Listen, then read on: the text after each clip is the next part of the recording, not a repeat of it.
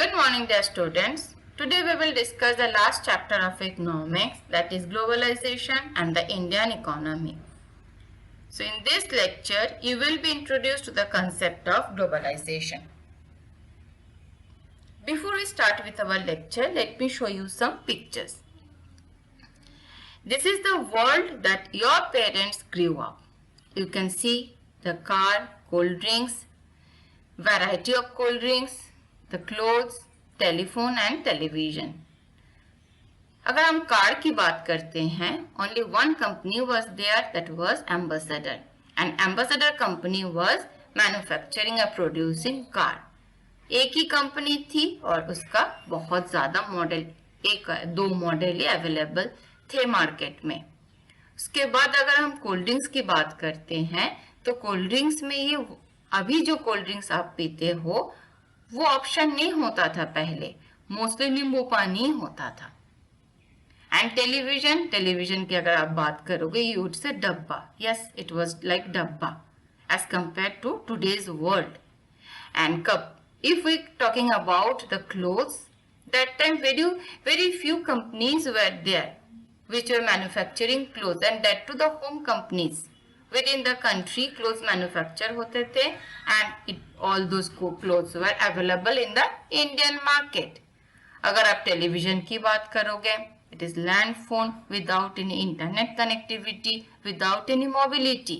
जब तक आप घर पे हो, जब तक आप अंदर हो तब तक कनेक्टिविटी है, जब आप बाहर जाते हो you will lose the connectivity. So this is the world your parents grew up with all this products available during that time, and this is the world you are growing up. This is a car companies, all these companies, they're having car, and the cars of all these companies are going on Indian road में आपको all cars are available, and not only the companies, they're having one or two models, they're having various models of cars, और हर एक model में भी अलग अलग variants है. And regarding television, you have the latest technology, OLED technology television, and that too various television companies are also there which are manufacturing television. LG है, Samsung है, then Oneida है, many more television companies are there. And regarding cold drinks, you have wide range of cold drinks. All these cold drinks are available in Indian market. And this is cell phone, mobile phone, जो पहले होता ही नहीं था. पहले land phone होता था. जब तक आप घर पे हो तब तक आप कनेक्टेड रहते थे, जब घर के बाहर कनेक्शन लूज. अब मोबाइल फोन है, मोबिलिटी है, इंटरनेट कनेक्शन है, and not only that, there are various brands also, companies, these companies are producing mobile phone, and mobile phone of all these companies are available in Indian market. और हर एक mobile phone companies के पास अलग अलग type के mobile phone हैं. इसके physical features अलग हैं, इंटरनल फीचर्स अलग हैं, दिखने में स्लीक है कि नहीं है, कैमरा कितने हैं, फ्रंट कैमरा है कि नहीं, बैक कैमरा, पिक्सल क्या है, स्क्रीन साइज क्या है, all this we consider now. जब हमारे पास ये वैरायटी है, ऑप्शन है, so you can choose from wide range of options now. अब these are the clothes companies, only few clothes companies I have given here. ये छोड़ के भी बहुत सारे clothes companies they are manufacturing. The clothes of all these companies are available in Indian market, है ना. So today, however, you have wide range of options of products that you can buy from. चाहे clothes हो, clothes to cold drinks हो, cars to television हो, telephone हो, mobile phone हो, and almost in everything else. And the choice is immense. बहुत ज़्यादा choice है. You can choose from a wide range of products, wide range of variety. And in a matter of years, thus our markets have been transformed. And one of the main reason of such transformation is coming together or integration of production, trade, investment and market from different parts of the globe. Globe के different parts में से ये production, trade, investment and market का जो integration हुआ है, that is due to which there is a wide range of choice in the market you are having. And behind this integration of production, trade, investment and market is the rise of multinational corporations, that is MNCs, from the mid of 20th century. So today we will discuss the role of MNCs in globalization, what is the meaning of globalization, and what is the meaning of interlinking productions across countries, what are the factors that have enabled globalization, what are the impacts of globalization, and struggle for a fair globalization. So let us discuss our first topic, that is production across countries. अगर production across countries, if you see the topic production across countries, तो you can tell me, you can ask a question. ये तो पहले भी होता था British period में, जब ब्रिटिश पीरियड में जब ईस्ट इंडिया कंपनी इंडिया में आई थी, तो उस टाइम भी तो फॉरेन ट्रेड होता था, उस टाइम भी तो इंडिया वर्ल्ड मार्केट में एक्सपोर्ट भी करता था, इंपोर्ट भी करता था. Yes, it is correct, but there is a difference. उस टाइम क्या होता था, कॉलोनियल पीरियड में जो कॉलोनीज बनाते थे, mostly raw materials and finished goods export and import होता था. Companies cross the native country boundary, they either export or import raw materials and finished goods. जैसे कि अगर आप देखोगे, ईस्ट इंडिया कंपनी क्या करती थी, ईस्ट इंडिया कंपनी इंडिया में से रॉ कॉटन इंग्लैंड में ले जाते थे, ब्रिटेन में ले जाते थे, और ब्रिटेन में कॉटन को फिनिश्ड गुड्स में कन्वर्ट करके फिर दोबारा इंडियन मार्केट में सेल करते थे या वर्ल्ड मार्केट में सेल करते थे. सो दैट टाइम क्या होता था, only import and export of either raw materials or finished goods. And sometimes such business will look for government policies that look after their interest. अब क्या होता है, MNCs क्या है? MNCs are those companies that own and control the production in more than one nation. अब सिर्फ export and import नहीं है, ये जो MNCs है, मल्टीनेशनल कॉरपोरेशंस है, इन कंपनीज का प्रोडक्शन यूनिट्स होते हैं अलग अलग कंट्रीज में. इंडिया में भी प्रोडक्शन होता है, चाइना में भी प्रोडक्शन होता है. All over the world these companies are producing goods all over the world, and after that they are also selling their goods all over the world. अब the production process इसमें क्या है, it divided into parts and spread across the globe as per the resource availability. यहाँ पे जो resource अच्छा मिलता है, चीप रेट में मिलता है, जैसे इंडिया में रॉ मटेरियल्स चीप रेट में मिल जाता है, चाइना में लेबर मिल जाता है चीप रेट में, एंड इंडिया में highly qualified peoples to handle customs technical queries. That is वो इंडिया में इतना ज्यादा कॉल सेंटर्स है, कस्टमर केयर सेंटर्स हैं. So this is the difference between earlier foreign trade and the MNCs. Earlier time में colonial period में क्या होता था, export and import of raw materials or finished goods, but the companies they didn't have the production unit all over the world. Production सिर्फ एक ही country में, जो England में प्रोडक्शन होता था, प्रोडक्शन के बाद थ्रू आउट द वर्ल्ड उसका सप्लाई होती थी, and they used to sell their product in the world market.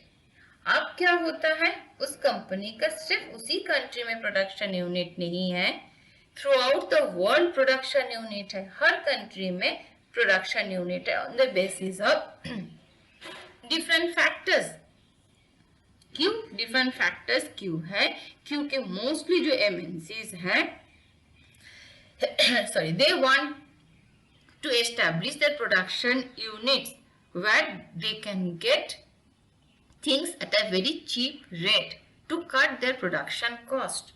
Production cost को कम करने के लिए जिस जिस कंट्री में जो जो चीज चीप रेट में इजीली अवेलेबल होता है, जो एमएनसीज उस कंट्री में से वही चीज उठाता है, so that they can reduce their production cost, and by doing that they can earn more and more profit. So in your book, I can in page number 56 an example is given. Example क्या है? आप देखो example में that heading is spreading of production by an MNC. Why I am taking the example from your book? Because if you have seen the marking scheme for your exam, board exam 21, then you will see that the extract or the question, the third, in the second part section B में extraction है, question answers है from the source. That is why you have to go through all the sources, all the examples given in the book. So इसमें page number 56 में एक example है spreading of production by an MNC. Here a large MNC is there, and that MNC is a mostly MNCs are US based, America based. You can see my cursor, America based MNC, and that MNC is producing industrial equipment. वो industrial equipment produce करते हैं. तो इस process में जो first जो designing part होता है, that designing part is done in US, United state में डिजाइनिंग पार्ट होता है. डिजाइनिंग के बाद उसका जो कंपोनेंट्स है वो चाइना में कंपोनेंट्स प्रोड्यूस होता है. क्यों?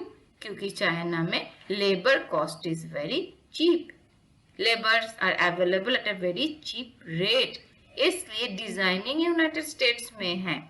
अब उस डिजाइन के बाद जो भी कंपोनेंट्स है वो चाइना में प्रोड्यूस होता है. अब चाइना में कंपोनेंट्स प्रोड्यूस होने के बाद वो कंपोनेंट्स थ्रू शिप आ जाता है मेक्सिको एंड ईस्टर्न यूरोप में. दिस इज यूरोप, ये यूरोप है, तो ईस्टर्न यूरोप में आ जाता है क्योंकि इन दोनों पार्ट ऑफ द वर्ल्ड में से वर्ल्ड मार्केट बहुत क्लोज है, नियर बाई है. तो कंपोनेंट्स मैन्युफैक्चर चाइना में होने के बाद मेक्सिको एंड ईस्टर्न यूरोप में असेंबल्ड होते हैं. वो जो पार्ट्स हैं वो असेंबल होते हैं, फिनिश्ड होते हैं, एंड आफ्टर दैट ये थ्रू आउट द वर्ल्ड उसका सेल होता है. So look at the picture. पहले कहाँ की कंपनी है? यूएस की कंपनी है. डिजाइनिंग पार्ट जो है वो यूएस में ही होती है. उसके बाद इक्विपमेंट के जो कंपोनेंट्स है वो चाइना में प्रोड्यूस होते हैं. चाइना में प्रोड्यूस होने के बाद वो कंपोनेंट्स फिर असेंबल होने के लिए, फिनिश होने के लिए मेक्सिको एंड ईस्टर्न यूरोप में आ जाते हैं. उसके बाद असेंबल्ड होने के बाद पूरी दुनिया में, वर्ल्ड में उसके मार्केट मिलता है, सेल करते हैं. एंड इन बिटवीन इंडिया में से जो इंग्लिश स्पीकिंग पीपल हैं, those who are good in English, well skilled engineers हैं, उनका भी हेल्प लिया जाता है. जितने भी कस्टमर केयर सेंटर्स है, कॉल सेंटर्स है, all are located in India. अब देखो इन दिस एग्जाम्पल इसमें क्या हुआ, ये जो यूनाइटेड स्टेट्स बेस्ड एमएनसी है, it is not only producing the goods with in the country. अलग अलग गुड्स इस प्रोसेस में, प्रोडक्शन प्रोसेस में अलग अलग पार्ट अलग अलग कंट्री में वो कंप्लीट हो रहा है. डिजाइनिंग पार्ट यूएस में, प्रोडक्शन पार्ट चाइना में, असेंबलिंग एंड फिनिशिंग का part Mexico and eastern Europe में होता है. क्यों होता है? क्योंकि हर एक जगह में जो भी चीज चीप रेट में एमएनसीज को मिल जाती है वो अवेल करने की वो कोशिश करते हैं, so that by doing this they can reduce their cost, and if they could reduce their cost the profit will be more and more. अब यूरोप का मार्केट, यूरोप एंड मेक्सिको को उन्होंने क्यों चूज किया है एज सिंबल के लिए? क्योंकि मेक्सिको एंड ईस्टर्न यूरोप में से जो वर्ल्ड मार्केट है, वर्ल्ड मार्केट इज क्लोजर, और इंडिया में हाई स्किल इंजीनियर्स मिलते हैं who can understand the technical aspects of production, and जो इंग्लिश स्पीकिंग यूथ है इंडिया में, they are used in the customer care services, and by doing so you will not believe the MNCs, they are reducing their 50 to 60% cost. तो ये जो 50 to 60% cost reduce करते हैं, उससे वो फिर प्रॉफिट में एड ऑन हो जाते हैं. That is why the MNCs, they are doing the production like this. Now I think this is clear to you. The foreign trade और the multinational corporation में difference क्या है? Multinational corporation are those companies that own, control production in more than one nations. एक से ज्यादा nation में उनका production units है. So I think this much is clear to you. Thank you and have a good day.